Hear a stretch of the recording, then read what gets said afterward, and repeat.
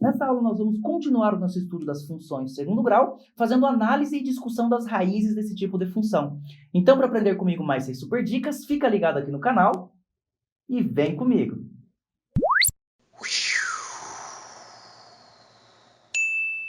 Fala pessoal, tudo beleza? Galera, só antes da gente começar aqui, queria falar aí pra você, eu preciso da sua inscrição aqui nesse canal para que eu possa te ajudar aí a ser aprovado no seu concurso do Colégio Militar, aí bem naquela provinha da escola, até mesmo a melhorar o seu desempenho, tanto na disciplina de matemática, como também nas outras disciplinas, com as dicas de estudos que eu passo aqui para vocês. Então, para isso, para que eu possa efetivamente te ajudar, tudo que você tem que fazer é clicar aqui embaixo do player do vídeo, no botão que está escrito subscrever. Na sequência, também já ativa o sininho das notificações, porque fazendo isso, sempre que eu postar algum conteúdo novo aqui no canal, você vai ter acesso a ele em primeira mão e vai poder vir assisti-lo aí de imediato, beleza? No mais, não se esquece aí também de clicar no gostei, que isso fortalece bastante o canal, e também a compartilhar esse vídeo, galera. Copia o link aí, manda naquele grupo do WhatsApp do cursinho, aquele grupo do WhatsApp da escola, manda para aquele seu amigo que você sabe que também está estudando para a provinha do Colégio Militar. Se de repente você é um pai ou uma mãe que acompanha o seu trabalho aí e passa o meu conteúdo aí pro seu filho, né? Manda também para outros pais que vocês sabem que têm filhos aí que estão se preparando para o Colégio Militar. Faço isso, me deem essa força, porque fazendo isso eu também vou estar sempre aqui ajudando vocês, beleza? Bom, então chega de enrolação, né, galera? Vamos dar aqui uma breve relembrada aí a respeito das funções do segundo grau, né? Lembrando aí, galera, a função do segundo grau, ela tem sempre esse formato aqui, ó. Y igual a ax quadrado mais bx mais c, ou f de x é igual a ax quadrado mais bx mais c. Lembrando, né, que y e f de x representam aí a mesma coisa, certo? E é bastante importante ainda, né, que na função do segundo grau, o a aqui, né, o coeficiente a que acompanha o x quadrado tem que ser necessariamente diferente de zero. Senão não é uma função do segundo grau, mas sim uma função do primeiro grau, né? Claro, dependendo aqui também dos valores de b e c, tá? Mas o a tem que ser necessariamente diferente de zero, né? Lembrando, a gente já passou por isso na aula anterior, né? Na qual a gente viu aí conceitos iniciais a respeito da função do segundo grau. Se você ainda não a assistiu, volta lá e assiste, o link tá aqui em cima no card. É bastante importante para que vocês consigam compreender os demais conceitos que eu vou estar passando aqui nessa aula, beleza? Bom, então vamos seguir aqui, galera. Vamos falar aqui agora, efetivamente, sobre as raízes da função quadrática. E vamos entender primeiro, né? O que é a raiz da função do segundo grau? A raiz ou as raízes da função do segundo grau, galera, são aqueles valores de x que fazem com que o y se torne igual a zero, tá bom? Aqui nesse caso, ó, vejam que em vez de escrever aqui, né, y igual a ax quadrado mais bx mais c, eu simplesmente peguei aqui, né, o lado direito da função, que a gente viu ali na telinha anterior, e igualei ele a zero. Por quê? Porque isso aqui é o y, né, que vai ser igual a zero. Quando o y é igual a zero, os valores que o x assumem para que o y seja zero, a gente chama de raízes da função ou raiz da função, tá? Conforme a gente vai ver aí na sequência, tá bom? Graficamente, galera, a gente consegue identificar essas raízes, né, olhando para o gráfico da função do segundo grau, que é sempre uma parábola aqui, conforme a gente já sabe, né? Graficamente, a gente consegue identificar as raízes da função, vendo, né, quais são os pontos, ou qual é o ponto no qual essa parábola cruza o eixo do x. Aqui nesse caso, galera, olha só, o que eu consigo identificar aqui por esse gráfico, né? Nesse gráfico, eu consigo ver que a parábola ela cruza o eixo do x nos pontos 2, aqui, ó, e 3, né? Ou seja, as raízes da nossa função do segundo grau são 2 e 3, que a gente escreve assim, ó, x1 igual a 2 e x2 igual a 3. Tem gente que fala x', x2', isso aqui não importa, tá? O importante aqui é a gente diferenciar uma da outra, tá bom? x1 igual a 2 e x2 aqui igual a 3 são as raízes dessa função do segundo grau, tá? E vejam só, galera, outro ponto bastante importante aqui que a gente precisa se ligar, ó, é que as coordenadas das raízes da função sempre vão ser aqui, né? Os valores aqui de x vão ser os valores aí no qual a parábola cruza o eixo do x. Aqui no caso é 2, né? Certo? E a coordenada y sempre vai ser 0, já que pela definição da raiz da função, o y tem que ser igual a 0, né? Então esse ponto aqui, ó, é 2 e 0, né? E esse outro ponto aqui é 3 e 0, beleza? Outro detalhe importante aqui que a gente precisa saber ainda a respeito das funções de segundo grau, galera, é que as funções de segundo grau, elas podem ter duas raízes reais diferentes, tá? Ela pode ter uma única raiz, que nesse caso a gente chama aí de raiz dupla, tá bom? Ou ela pode ainda não ter raízes reais. E quem manda nisso é o delta. Lembra daquele delta da fórmula de Bhaskara, que é igual a b quadrado menos 4ac? Se você não manja equações de segundo grau, é muito importante você ter esse conhecimento para poder acompanhar bem essa aula aqui, tá? Tem uma playlist completinha aqui no canal, na qual a gente trata aí de funções de segundo grau. Link tá aqui em cima no card para você, caso você ainda não saiba, tá bom? Mas enfim, galera, é aquele delta que é igual a b quadrado menos 4ac que vai nos dizer quantas raízes tem a função, beleza? E é essa análise que a gente vai fazer aqui agora na sequência, ó. Passando aqui, ó. Galera, aqui, ó, a gente tem tem a primeira ideia aqui, né? Assim, o primeiro tópico, que é o gráfico da função quadrática para o delta maior do que zero. Então, observem aqui que quando o delta é maior do que zero, o que vai acontecer? O que a gente consegue visualizar na nossa função de segundo grau? Ela sempre vai ter duas raízes reais e diferentes. É só olhar aqui no gráfico, galera, o que a gente tem aqui, ó. Observem aqui comigo, né, que uma raiz aqui é 2 e outra raiz aqui é 3. É exatamente o mesmo exemplo que a gente tinha ali na telinha anterior, né? O importante é que aqui são duas raízes reais e diferentes, tá bom? Uma é 2 e outra é 3, né? E aqui, ó, aqui daí é um outro exemplo aqui no qual a parábola está triste, já que o coeficiente a é menor do que zero, né? O carinha que acompanha o x quadrado lá, conforme a gente já viu na aula anterior. Observe aqui comigo que também são duas raízes reais diferentes, né? Não são números inteiros aqui, conforme a gente está vendo, mas são números reais e números diferentes. Isso aqui acontece, novamente, quando o delta é maior do que zero.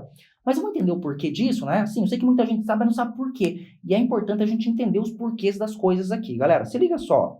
Se a gente pegar a fórmula de Bhaskara, ó, x igual a menos b, mais ou menos raiz de delta sobre 2a, e o delta sendo b quadrado menos 4ac, né, que a gente calcula ali com base nos coeficientes, observem aqui comigo, pessoal, que o x, né, as raízes, a raiz ou as raízes, elas são calculadas aqui, ó, fazendo-se menos b mais ou menos a raiz de delta.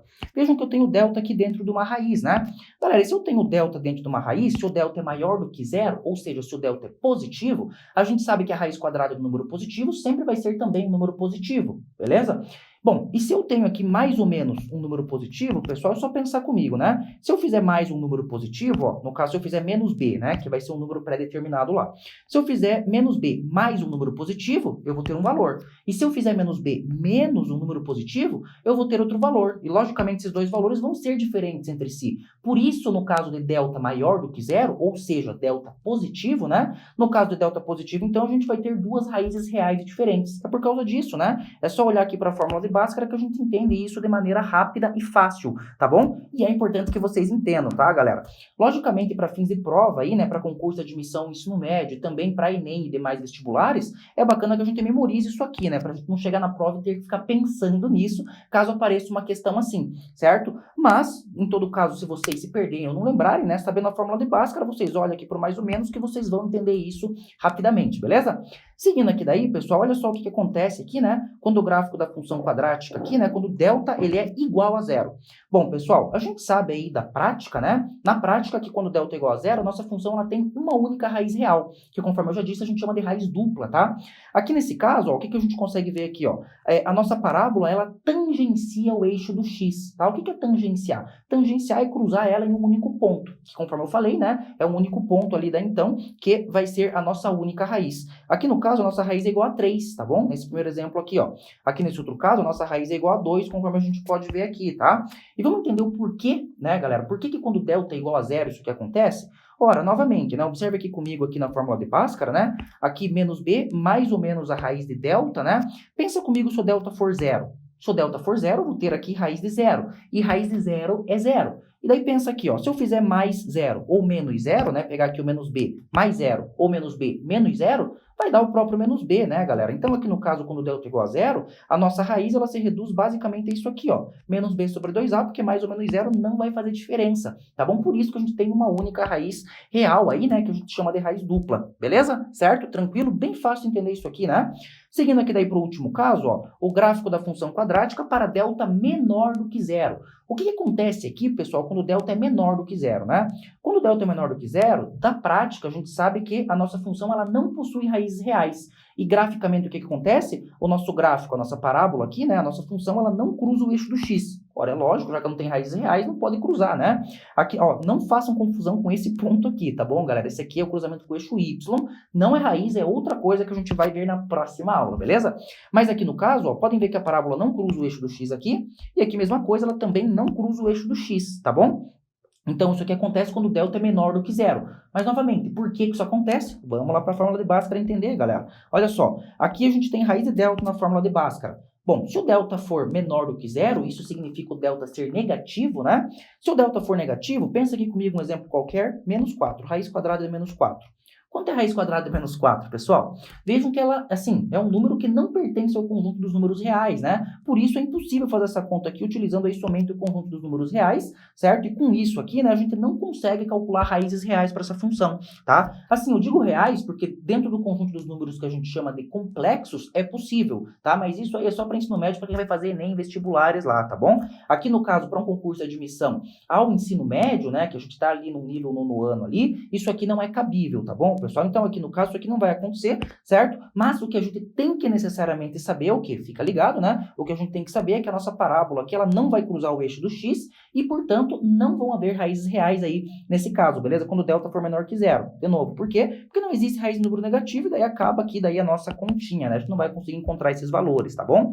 E daí assim, pessoal, esses conceitos aqui, basicamente, eles são bastante cobrados aí nas provas, tá?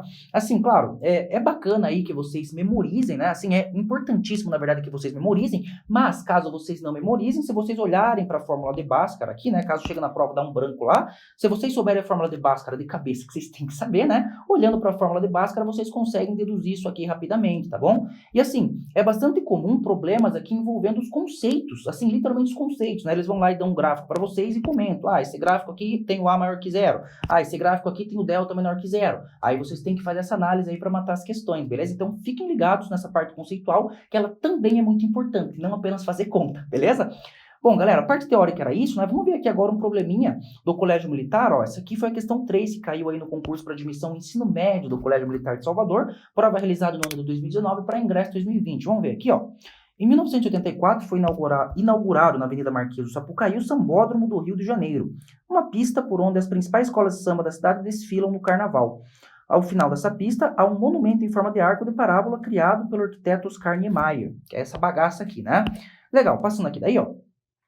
Colocando-se um par de eixos cartesianos, de modo que o eixo das abscissas esteja no chão e o eixo das ordenadas, conhecida como eixo de simetria da figura, a função corresponde ao arco dessa parábola será y igual a menos 0,048x² mais 30, com x e y medido em metros. Aqui daí ele até deu aqui, né, um esquema aqui, ó, eixo x aqui, eixo y aqui daí a gente tem a parábola, né, galera? Beleza? E daí aqui ele deu a função aqui, né? Y igual a menos aqui. Bom, a função tá aqui, eu já li ela, né? Aqui daí a gente tem ela, então. Seguindo aqui daí, ó. A distância entre os pontos A e B, que representam as extremidades de contato do monumento com o chão, vale? Que daí, então, a gente tem as 5 alternativas, né, pessoal? Vou voltar aqui, porque essa aqui é a telinha principal, né? E agora é com você, meu caro aluno aí que me acompanha, que tá aprendendo comigo. Pausa o vídeo, tenta resolver essa questão aí. Na sequência, o prof traz a resolução e a resposta pra gente.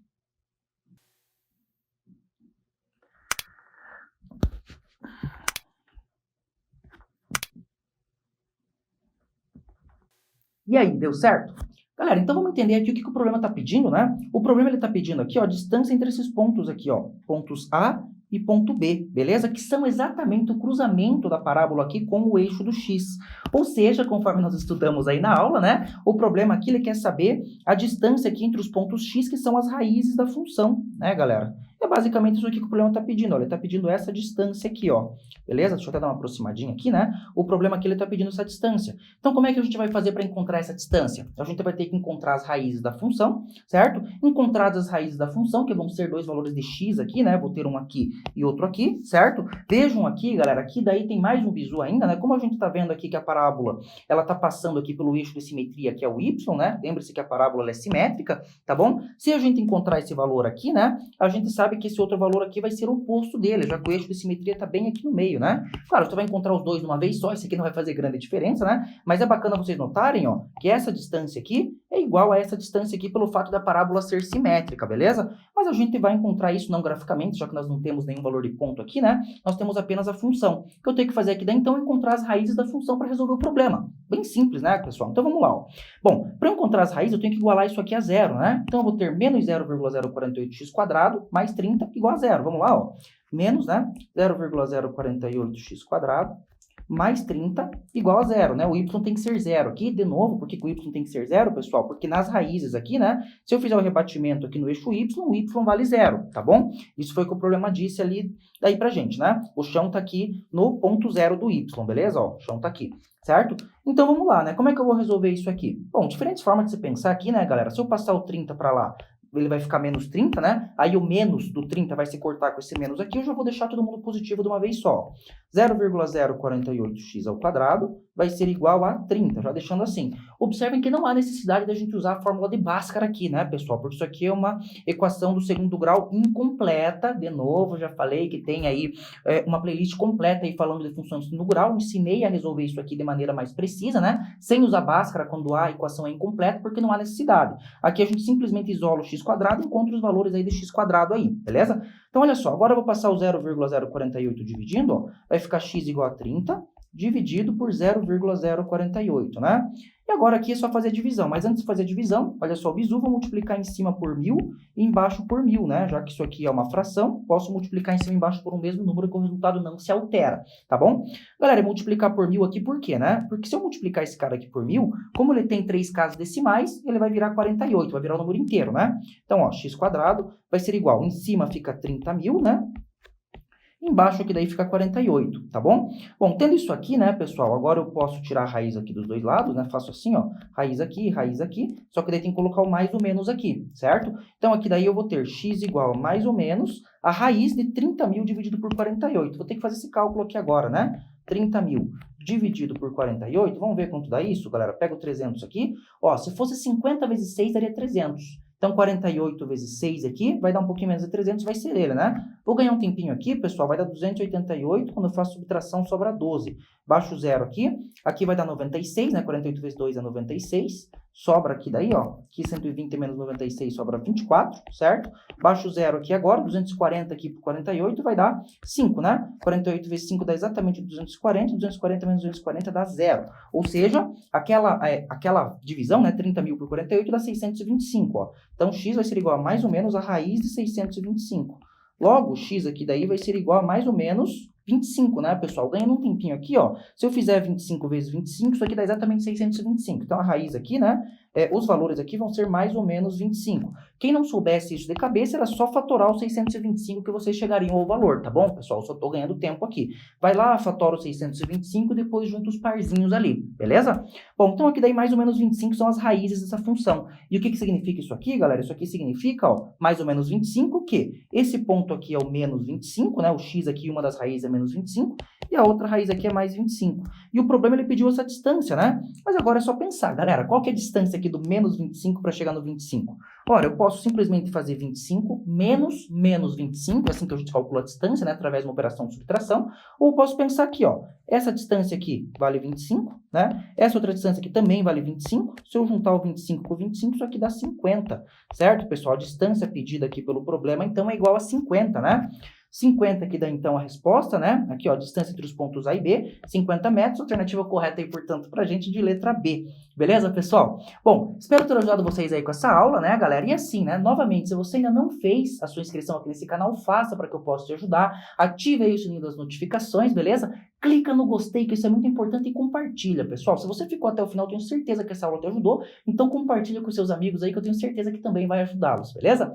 Bom, no mais, então, era isso, galera. Nos vemos aí nos nossos próximos vídeos. Valeu, galerinha. Um grande abraço e até lá!